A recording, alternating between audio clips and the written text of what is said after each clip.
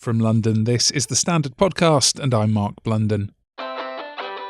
Coming up on this show... Screaming and clapping and stamping on the floor, the whole stadium was shaking. She gets the culture and she loves London. It's Taylor Swift's London hat-trick, with more to come later this summer. But first... Polling day is nearly here, and the Prime Minister has set out sweeteners he hopes will woo Londoners to vote Conservative on July the 4th, rather than backing Labour or switching to Reform, the Liberal Democrats or Greens. In a wide-ranging interview with Evening Standard's political editor Nicholas Cecil, Sunak teased future interest rate cuts, vowed war on post-Brexit red tape, discussed the future of the city and also civil service reform. He also addressed the working problems between Downing Street and London's Labour Mayor Sadiq Khan over housing and crime. It comes as polling reveals Labour has a 33-point lead in London amid signs of an anti-Conservative mood, which could make it harder for the Tories to hold on to a string of marginal seats come election day. Nick, what did you grill him on, and what do we know about any future interest rate cut plans? He was surprisingly upbeat for a man whose party is being engulfed by a huge election day betting scandal, whose election campaign is failing to get any momentum, and whose party has dismal poll rating. So he was actually ready to chat and to explain his vision for London. He explained how the Tories think London's housing crisis can be solved, and that's by increasing the density of housing in inner London to be similar to Paris and Barcelona. And also he dangled, quite interestingly, the prospect of interest rate cuts. And in his words, he said they are on their way. Obviously, we don't know that for sure. The Bank of England's 2% inflation target was met last week, so that suggests that the bank will have increasing room to manoeuvre in coming months. But so he was very, very keen to press that point that life for homeowners and renters may be about to get easier soon. What else did you press him on for London? Another one was London's nighttime economy. So pubs, restaurants in London, many of them have not really recovered fully since the COVID pandemic. Many of them are weighed down by heavy debt. There hasn't been the return of so many customers as before the pandemic. And also that many of them are struggling to find enough staff.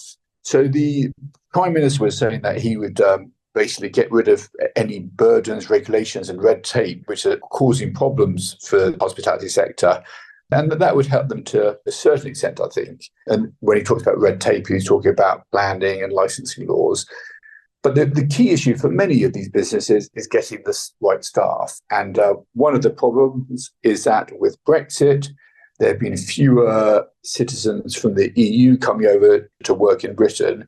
And that has caused, or is one reason, for staff shortages. The government's policy on this is we want less immigration, and we want to skill up the domestic workforce. So we'll try and encourage more people who are already in Britain to fill these jobs, which is probably a very good policy if you can make it work. But at the moment, the signs are that this isn't working sufficiently to plug these gaps in the labour force. And what of the often tense working relationship between Downing Street and City Hall? Yes, well, certainly I asked the Prime Minister about a number of areas, including housing and crime, and whether there could be a more constructive relationship with the Mayor of London, Sadiq Khan. Obviously, he's a Labour politician. We've got a Tory government.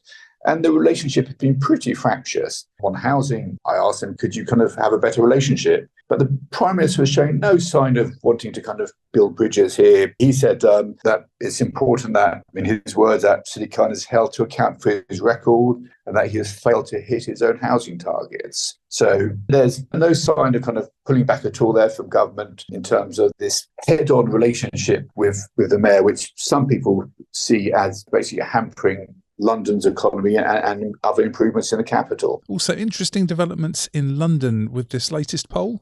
Yes, well, this was a very interesting poll done by Savanta for the Mile End Institute at Queen Mary University of London. And what it showed that Labour is 33 points ahead of the Conservatives in London, which is a huge lead. Labour's had these big leads before, they're not new, but this is certainly on the high end. And what was also very interesting is it showed that a lot of, around 29% of 2019 Lib Dem voters are planning to vote Labour.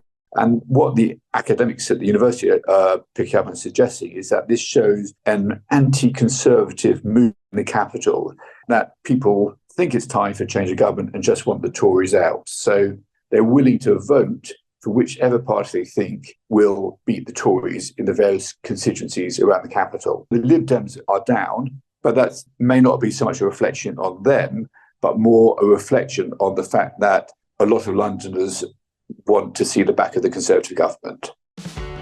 Let's go to the ads. Coming up, it's the end of an era's for now, as Taylor Swift triumphs over 3 nights in the capital, with more to come. Why not hit follow in the meantime and give us a rating? Welcome back.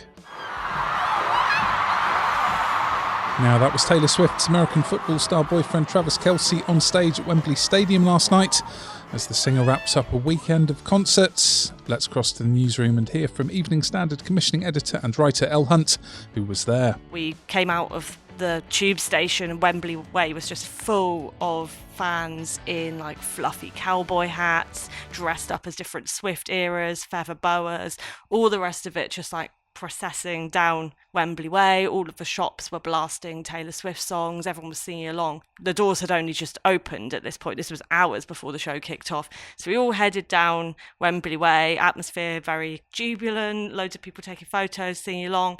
Headed in, my seats were kind of level with, she had a square stage in the middle of the kind of catwalk that came out from the back. I was sort of level with that, quite low down on tier 1. So had a really good view of everything that she was doing, but also really loved that I could see all the people kind of right up the front, in the very front section, who were all dancing, having the time of their lives. So that added to it. And the screams from the audience were some of the loudest that I've heard ever.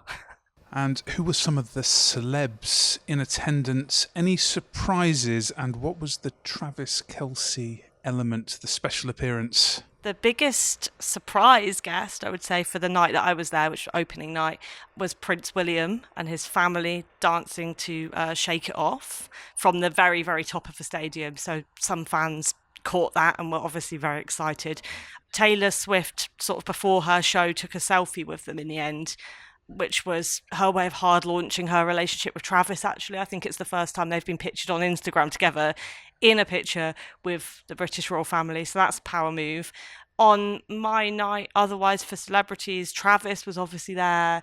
His brother Jason, both of Taylor Swift's parents were in the house. Nicola Coughlan from Bridgerton and Derry Girls, she was there. On night 3 of the tour, she does like a segment in the show where she has these butler type figures in top hats come on and like revive her, and she's flopping around and they're doing her makeup and stuff. Usually it's just been like her backing dancers. This time she managed to sneak Travis onto the stage in a top hat. I think he was in custom Louboutin shoes to match hers. And he just appeared as a backing dancer and the crowd went wild. The funniest thing is that to get him out of the VIP tent onto the stage, fans are watching him like a hawk throughout the whole thing because they're singing lines to each other, doing like mimes to each other. So to sneak him out without people noticing, they sent Paul McCartney out into the crowd to act as a decoy. So he went out to dance with the Swifties. Everyone was looking that way. Travis quickly scurried out and onto the stage. You mentioned some of her biggest hits earlier. Was there one particular track you could point to that just really sent the crowd into outer space on the night you were there? Every single night during the Evermore folklore section of the show, which is the kind of folk-inspired pair of albums that she did during the pandemic with Aaron Dessner from The National. She plays a song called Champagne Problems, and it's kind of become a bit of a tradition on the Eras tour that one is the one where people give her an ovation, which can last minutes of screaming and clapping and stamping on the floor. The whole stadium was shaking. She was in disbelief. It does happen every night, but I imagine that the feeling never gets that old.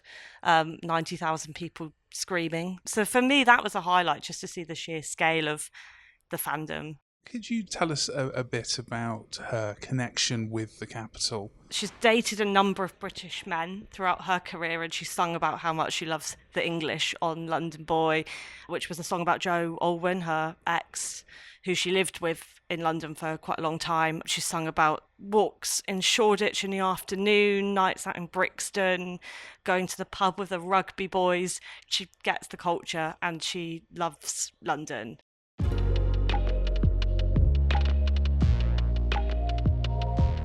There's much more on these stories in the Evening Standard newspaper and online at standard.co.uk.